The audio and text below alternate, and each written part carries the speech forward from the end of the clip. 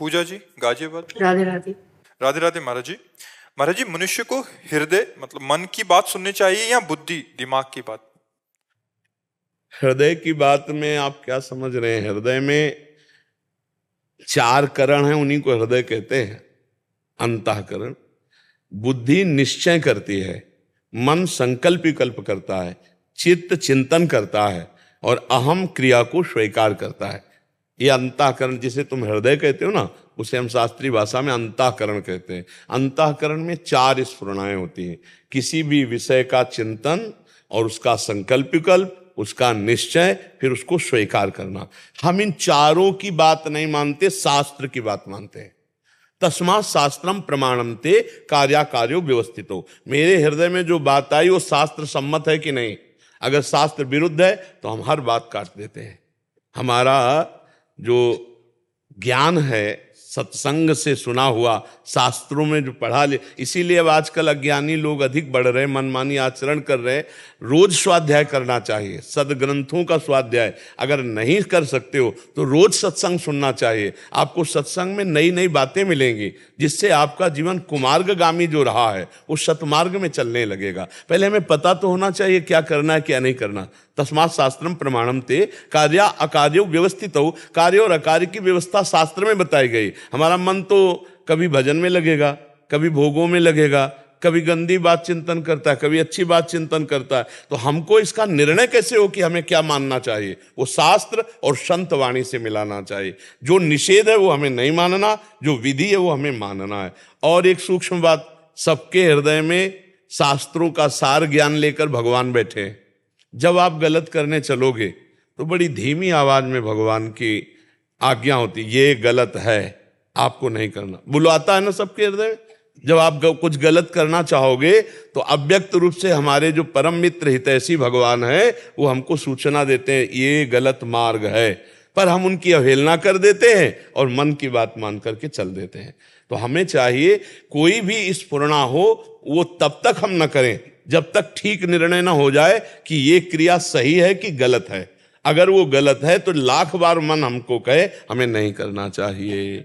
हमारे हृदय में ये 4 वृत्तियां हैं, बुद्धि निश्चय करने वाली, मन संकल्प विकल्प करने वाला, ये करना चाहिए कि नहीं करना चाहिए, चित्त चिंतन करने वाला और अहंकार क्रिया को स्वीकार करने वाला। कोई एक ही बात नहीं है, इन चारों की बातें हमें ध्यान देना है। शास्त्र प्रमाणित हो, संत प्रमाणित हो तो वही हृदय संत हृदय हो जाता है। और कुछ दिन के बाद फिर गंदी स्फुरणाएं ही बंद हो जाती हैं। फिर अब जो होगा वो भगवान का आदेश होगा। अब वो स्थिति आ जाती है। अभी तो हमारी स्थिति त्रिगुण माया के अंतर्गत है, तो अंतःकरण त्रिगुण माया से संचलित है। अभी हमें देखना होगा शास्त्र सम्मत है या बुरा, शास्त्र निषेध ये कर रहा है। क्योंकि मन की तरंगे तो अभी सात्विक वातावरण है तो बढ़िया चिंतन रहेगा, और राजसिक वातावरण आ गया तो गंदा चिंतन आ जाएगा। तो हम मन को अभी पूरा सलाहकार नहीं मान सकते। अभी हम शास्त्र प्रमाणित सलाह को मानेंगे और अथवा फिर नहीं मानेंगे। प्रायः लोग मन की ही बात मान करके, जितनी जेलें भरी वो मन की बात मान करके हुई है।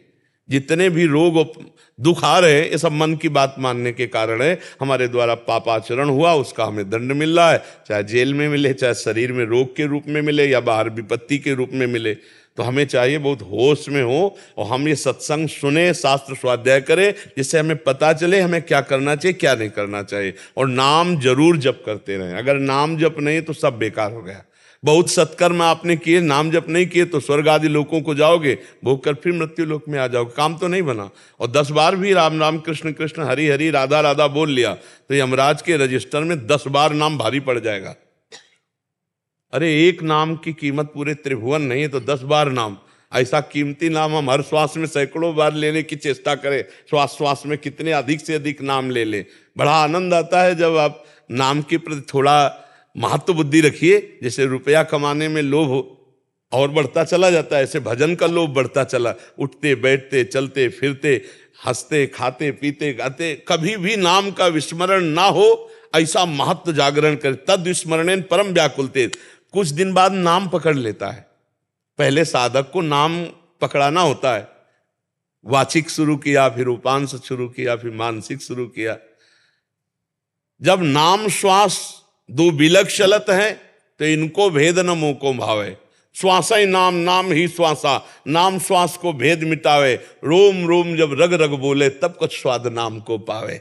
पहले हम नाम का निरंतर अभ्यास करें तो नाम के अभ्यास से सब कुछ ठीक हो जाएगा। हमारे हर प्रश्न का उत्तर नाम है। बड़े बड़े महापुरुषों के और शास्त्रों के और स्वयं जीवन की अनुभूति का विषय, बस नाम पकड़ लो, सब समस्याओं का समाधान नाम, सब प्राप्ति हो जाएगी लोक परलोक की। भगवान इससे बढ़कर क्या होगा? सुमिर पवन सुत पावन नामू, अपने बस करी राखे रामू, अपने बस करी राखे रामू। नाम जापक ने नामी को अधीन कर लिया। अब इससे बढ़कर क्या हो सकता है फल? इससे बढ़कर फल क्या हो सकता है? सुमिर पवन सुत पावन नामू, अपने बस करी राखे रामू। हम ऐसे महामहिम नाम का निरंतर जप करें और आचरण संभाल के करें। संत सम्मत, शास्त्र सम्मत अगर हमारे आचरण हुए और नाम जप चल रहा है तो कुछ ही समय में आप खुद देख लेना आपका जीवन कैसे परिवर्तित होता है। आज जो हमारी समाज काम क्रोध लोभ मोह मद के ज्यादा चक्कर में फंसकर गर्त में जा रही, उसका कारण है सत्संग ना सुनना, शास्त्र स्वाध्याय ना करना और नाम जप ना करना। उसी से कितनी कितनी गंदगी भरती चली जा रही है। अपने पूज्य जनों को पढ़े लिखे लोग अपमानित कर रहे हैं। जो विद्या विनय प्रदान करती है वही उद्दंडता में आ गई है। नए नए लड़के नशा करने लगे हैं, व्यभिचार की प्रवृत्ति बढ़ती जा रही है, एक दूसरे के प्रति राग द्वेष की भावनाएं पुष्ट होती जा रही। क्यों? क्योंकि अध्यात्म बीच में नहीं है, भगवान का नाम बीच में नहीं है, संतों के वचन बीच में नहीं है। जिसके जीवन में संत नहीं है, नाम नहीं है, भगवान नहीं है, वो जीवन मृत जीवन है। जिन हरि भगत हृदय नहीं आनी, जीवित सब समानते प्राणी। तो हमें लगता है कि हमें हृदय की बात जांचने के लिए संतवाणी, गुरुवाणी, शास्त्रवाणी इनका हम प्रमाण लें, तब हम हृदय की बात मानकर कार्य करें। नहीं तो हमारा हृदय अभी मलिन है, वो कभी कुछ भी उपदेश दे सकता है। हर बात हमें नहीं माननी, जांचना होगा शास्त्र से।